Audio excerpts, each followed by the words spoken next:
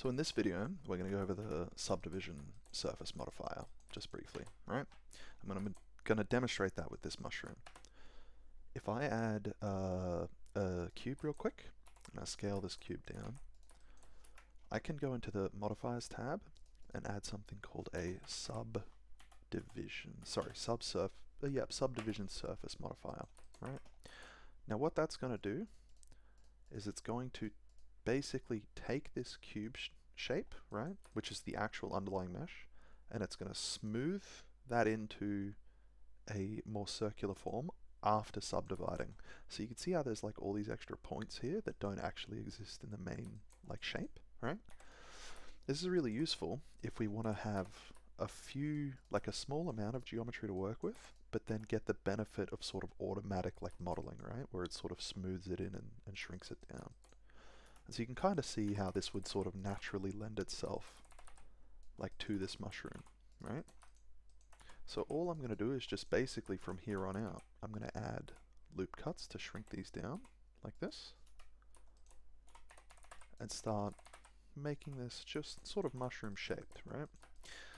The interesting thing about the subdivision modifier though is that when we add control loops, or well any geometry really, like when we concentrate geometry around an area, it smooths less, right? Because there's sort of more geometry in there for it to smooth over.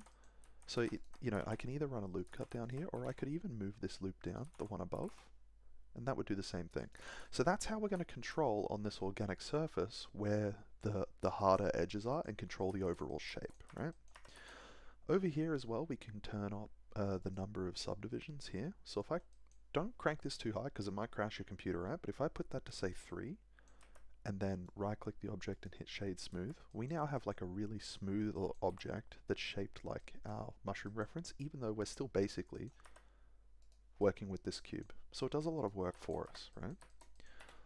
So I'm going to start trying to get this larger mushroom shape in, right? And all I'm doing here is I'm just extruding up, scaling out, right? Then I'm going to extrude up to try and make the overall mushroom head and shrink that down.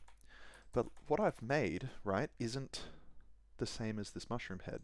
I would need to add more geometry to pull the smoothing down on this part down here, right?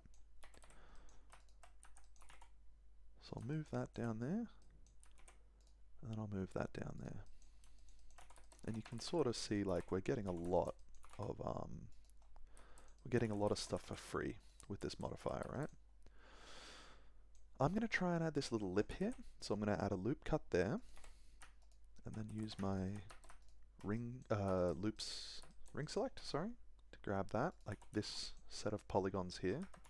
And if I turn the modifier off, I'm grabbing these ones here. It's kind of hard to see sometimes, so it makes sense to sort of flick these on and off. And I'm going to extrude that up like that. So again, like I really want to stress this, the subdivision modifier is really powerful, and there's entire modeling styles built just around this one modifier, right?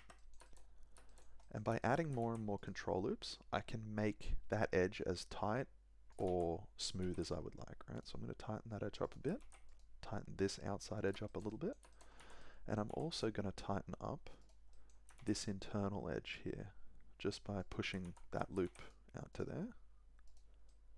Boom, that tightens that up. We can also see on the reference that inner loop is a bit tight as well, so we'll put some geometry kind of like that. And I'm just eyeballing this really, right? So it's roughly shaped like the reference. And then maybe if I can do the exact same thing with an inset, right? Sort of, I could do a loop cut here, or I could do an inset here, right? Something like that. And then all I need to do is fix up this little top bit here. Cool. Alright, so this is the overall shape of the mushroom, right? And subdivisions really carried us through a lot of that. But I might try and make some of these dots here. I might be able to get this for free actually if I play my cards right. So what I'm going to do is I'm going to drop my subdivision back down, because again this is procedural, right? We can turn this up or down at any stage, right?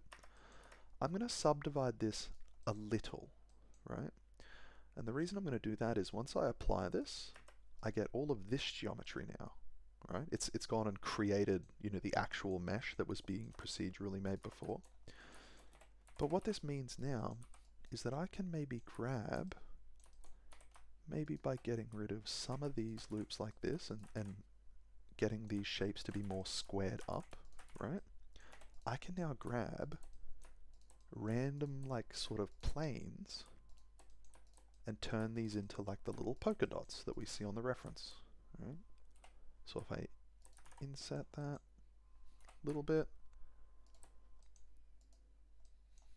and then push that out with a little bit of depth, and then I'm going to extrude all of these again. The cool thing is now I can subdivide this again, right? So if I add another subdivision surface, crank that up a bit, we can now see we've got some polka dots, right? I can tighten these polka dots up if I want by adding more loops.